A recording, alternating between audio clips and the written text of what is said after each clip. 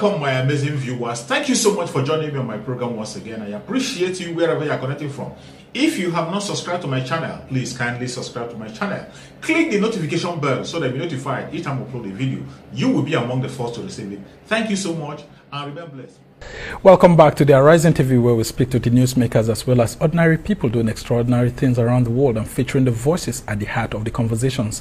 I'm Sumner Sambo, and my guest is still the businessman, self-acclaimed anti-corruption crusader and chairman of Dialogue Group, Madishewu, who is joining me from Kaduna, the former capital of northern Nigeria, to take a look at issues concerning the 2023 elections and, of course, some of those who have emerged as presidential candidates after the nominations closed last month.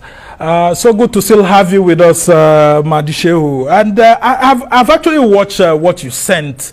I'm afraid I would have loved to play it, but I can't play it because this interview was on another TV channel. And of course, you should understand better why I can't play that here. But I've listened to Peter Obi making the comments there, and of course I've seen the picture you sent. Like I told you earlier on, that picture is still controversial until we verify if indeed this Peter Obi's son. We'll just let it stay like that.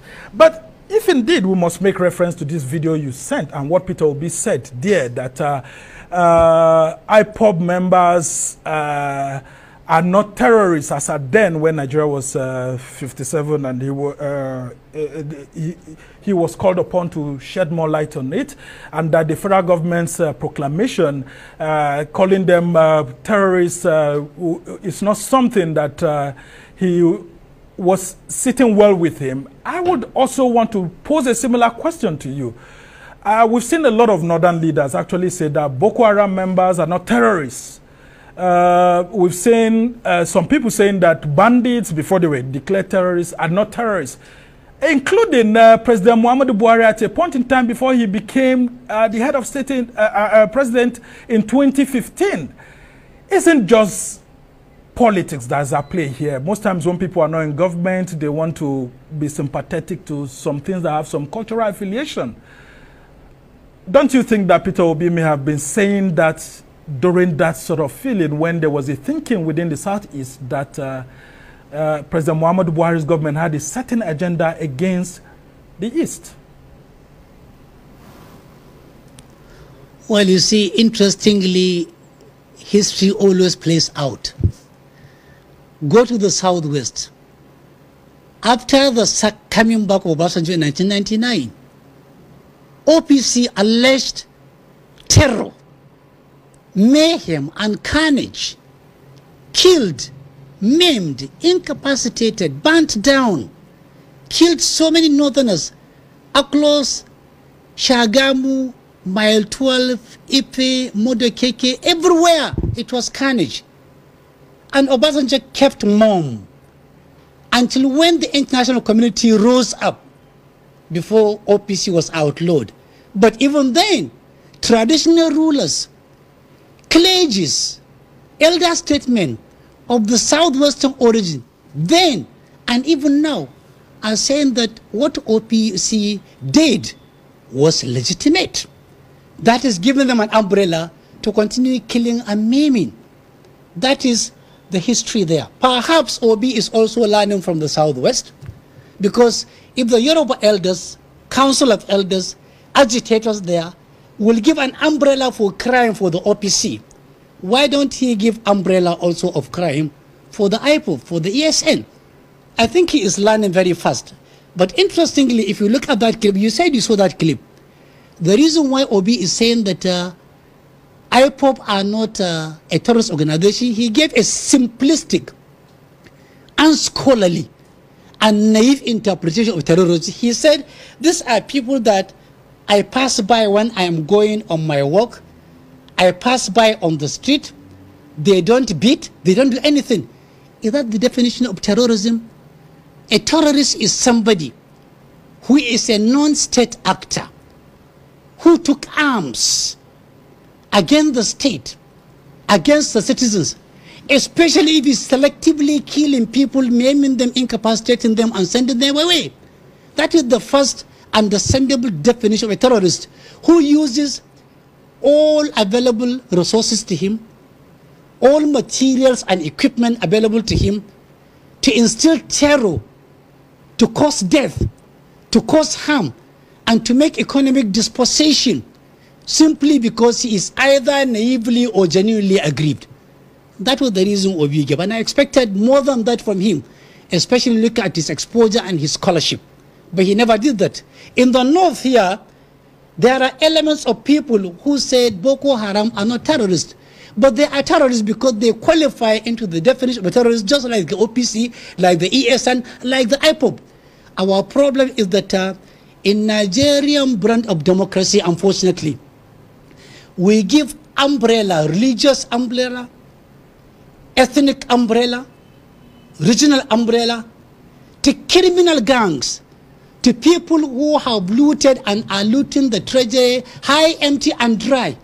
The moment somebody steals money from the public treasury and is from a particular ethnic group, the moment he is taken to court, you will see, like an example here in the north, somebody between himself, his wife, his houseboy, his house girl, they stole 3 billion naira from a bank in the north.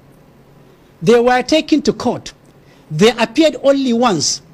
Before the next adjournment date, a very prominent Islamic scholar in the north, 2 prominent, very senior emirs, and a very senior activist went to the president and said, we are here to intervene on behalf of our son. And sadly, before the next adjournment date, the Attorney General entered a nolle prosequi in favor of that accused person. 3 billion naira was never recovered. He was pardoned. He was not even pardoned. They entered a nolle prosequi. And what pained me most was 2 years after, that same person is still alive. His name appeared on the list of people who were given national honors. Even 4 weeks ago, I saw his name, Mr. OON, Officer of the Order of the Niger. Maybe they are giving him honor for stealing 3 billion naira. But surprisingly, 12 years after, a governor from the South stole 30 billion naira from the state government money. I think he was eyeing for GCON. Somebody stole 3 billion naira, he was given OON. And it's not enough for him. So he stole 30 billion naira. He was also similarly taken to court. He also appeared only once. Before the next date, I have the clip on NTA. South Elders Forum, South Christian Forum, and 2 prominent Southerners went to Obasanjo live on NTA, and they asked him, Mr. President, this money is said to have been stolen by our son. Does that money belong to the federal government or to the state? Obasanjo said, the money belongs to you. They said, he is our son. We have forgiven him. And he never appeared anymore. Not only that, during the Air-Aduas regime, he became one of the most influential politicians in the history of Nigeria. And he is still alive and still influential in the politics of Nigeria. Yeah. This is the makeup of Nigeria for you. Yes. If this is the behavior of the clergy and the clerics and the traditional institution and those who have been reposed with the custody and trust of our money, God save democracy, God save Nigeria, God save the whole world. Yes, and I must say you are trying to be balanced this time around on some of the things you have observed, because corruption wears, ethnic clothing, religious clothing in Nigeria, and it's a battle, it's an ongoing battle that we'll continue with as a nation. You mentioned earlier that the sins of the father should not be visited on the sons. And I want to take you back to Nigeria. Neither that of the son being visited to the father. Yes, I want to take you back to Nigeria's political history, considering what happened in 1966 and the unfortunate coup, the killings and all of that. Is Northern Nigeria yet to forgive the Igbo nation? If the North has forgiven the Igbo nation for all that happened and transpired during that period, Why is it difficult for a lot of Northerners, including yourself, to want to queue behind a Peter Obi, who a lot of Nigerians say is competent, he's got the spirit of uniting Nigerians, and he may help to develop the country? You see, forgiveness is divine. It is biblical, it is also Quranic. Even it is within common sense. But let me tell you one thing. The northern crop, the entire north, are the most forgiving people I have ever seen on the face of the earth. Not because I'm a northerner, but I'll give you a reason. They are the most accommodating on the face of the earth, and they are the most tolerant for the following reasons. Number one, if we had not forgiven the Igbos for the killing of our officers during the 1966 coup, you wouldn't have had currently over 3 million Igbos in Kano pursuing legitimate businesses. All the shops they occupy in Kano are not on rent, it's owned by them. All the houses they occupy in Kano are not on rent, they are owned by them. They form part of the commercial nerve of Kano commerce.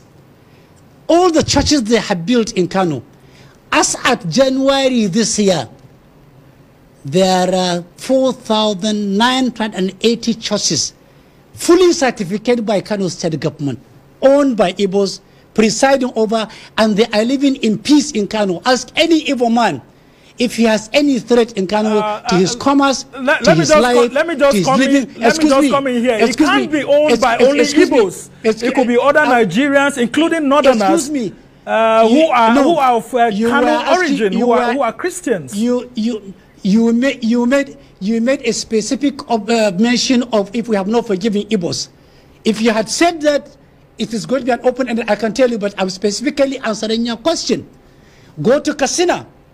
Churches are owned by Igbos. Businesses in over 600,000 people who are over extraction in Katsina are living peacefully. Go to Sokoto, go to Zamfara, go to Kebbi, come to Kaduna. Millions of Igbos are all over the north. They are not even where, they are nowhere. They have the largest number of presence in the north in terms of their physicality, in terms of their business, in terms of their socialization, in terms of everything. If we are not accommodating, if we are not forgiving, if we don't look other side, if we don't turn the cheek, they wouldn't have been here. We have turned the other cheek. If you tell us how many cheeks, we turned the right one, it was slapped. We turned the left one, it was snapped. We kept on turning the invisible cheek of love so that Nigeria can remain peaceful. North is very accommodating, it is very tolerant. Okay, if that's the case, then why do you have a problem with Professor Ango Abdullahi working with Olusegun Obasanjo to support a Peter Obi potential presidency if he wins the election in 2023?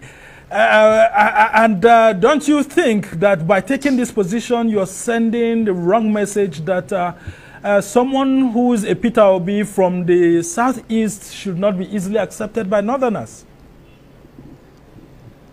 You are not even understanding me. I said, politics is an open market.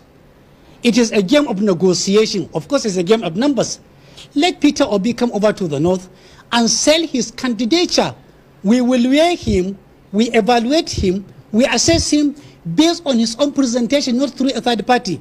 And I don't have an issue for the records with Ango Abdullahi. He's an elder statesman, much older than me. I respect him. He has given incalculable contribution to the development of education on the north. But the objection I have is that he is an active member of Northern Elders Forum, presumably speaking for the north, for the downtrodden northerners, for the poor northerners, for the traumatized northerners, for the dispossessed northerners. That is his selling point, speaking for the north. And all of a sudden, fully aware of history records, of the antecedents of an Obi as a governor, how can he convince Northerners that he's not speaking from both sides of the mouth? In one breath, you are said to be protecting the North. projecting the North, promoting the North and Northerners and Northern interests.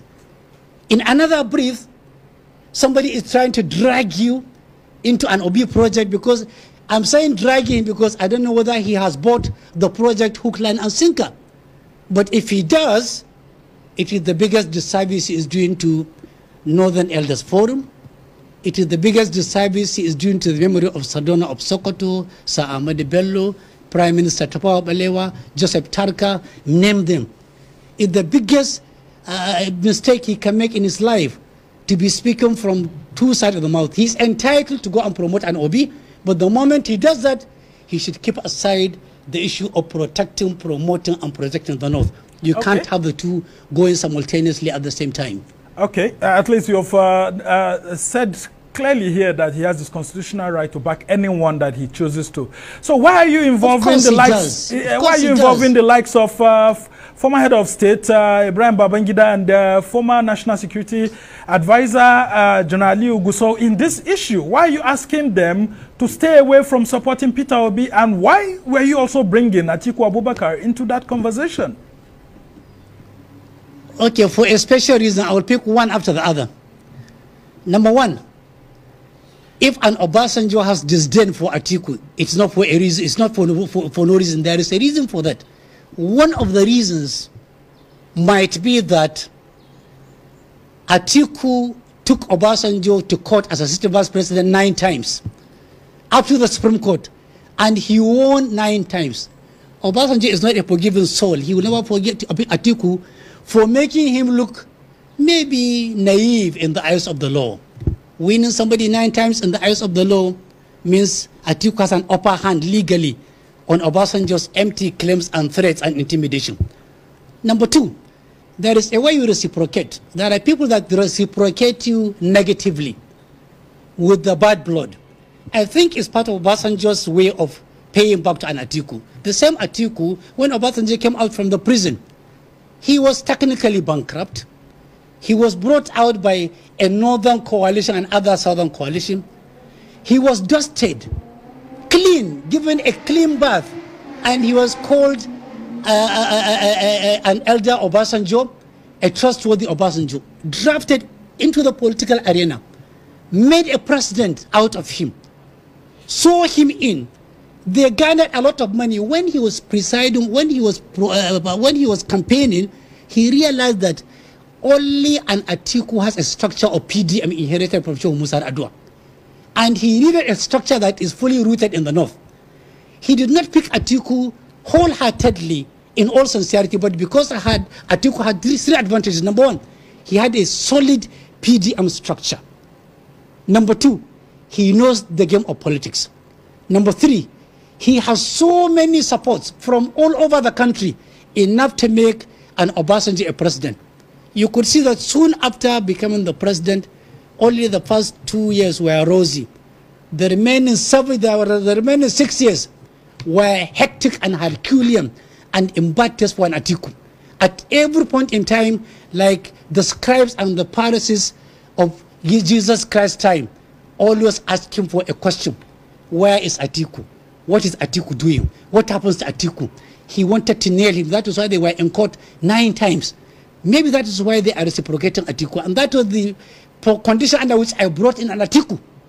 Number 2, for an IBB, when Obasanjo left Zaria, when he was reporting back to his group, he said his next 2 assignments will be to reach out to IBB and to reach out to General Aluguso.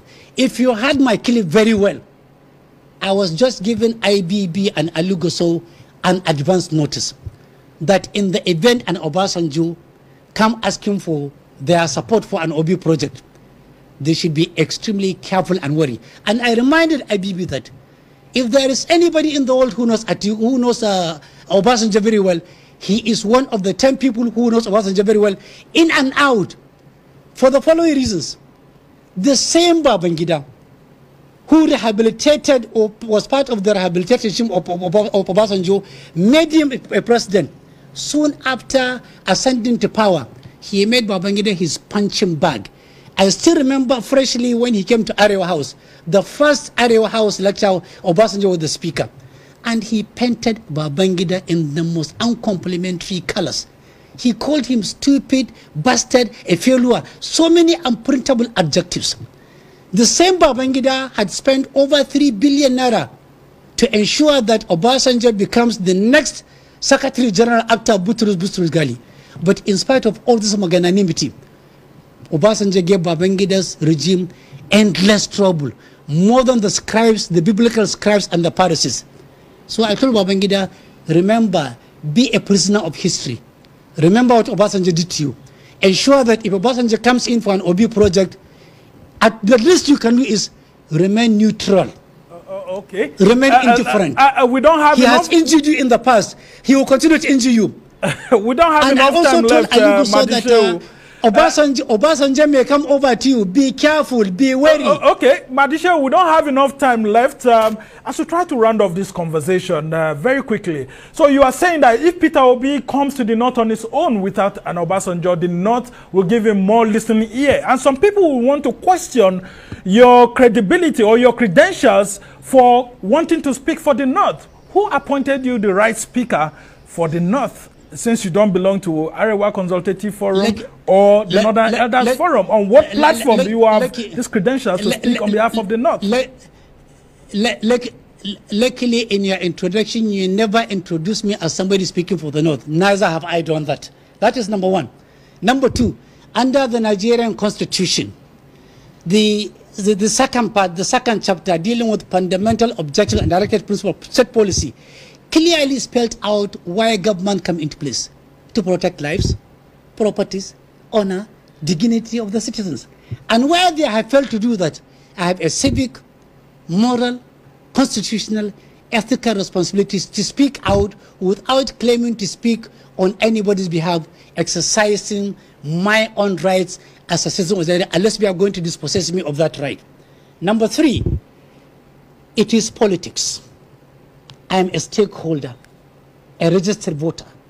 I have my own choices and I have my own preferences. Okay. Part of my preferences and choice is to speak out loudly. If you speak the truth, you die. If you don't speak the truth, you die. Okay. I would rather speak the truth and die. Okay, so just before we go, I didn't hear you saying anything about Bola Tinubu and the APC. Is it an admittance that the North may likely be in bed with the APC and its candidates, and so that's why you are going so hard against Tinubu, and you're talking more of Atiku and Peter Obi? I don't have any problem with Bola. I don't have any problem with Bola Tinubu. The only problem Nigerians have with him is let him come out through a credible media like Arise and tell people his real name, the schools he went to, his genealogy, his background, the source of his wealth, his state of health, and so on and so forth, in an open, transparent manner, not being evasive, not hiding behind the scene, and not making empty statements. Gone are the days when you sell people a trumpet card, when you sell people a rotten meat, when you have option to give them a fresh meat. So will you now be saying that your allegiance is to someone like Rabbi Musa Kwankwaso of the NMPP? Is that where the North seem to be going at the moment?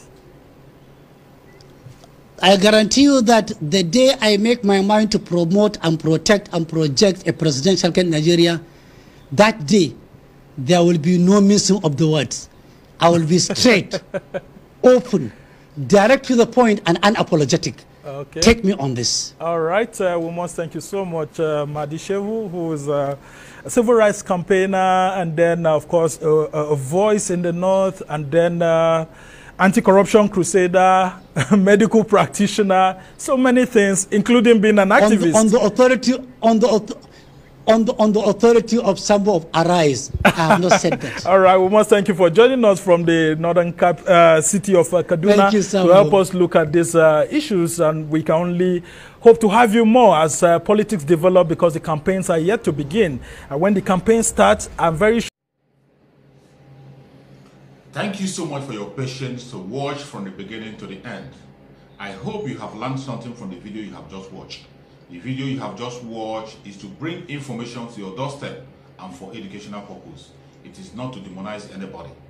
Let us watch continuously and see who can be able to make a sense out of every nonsense we are seeing. We must continue. We move. It doesn't matter what they do. It doesn't matter what they say. They will kill us. We will kill them.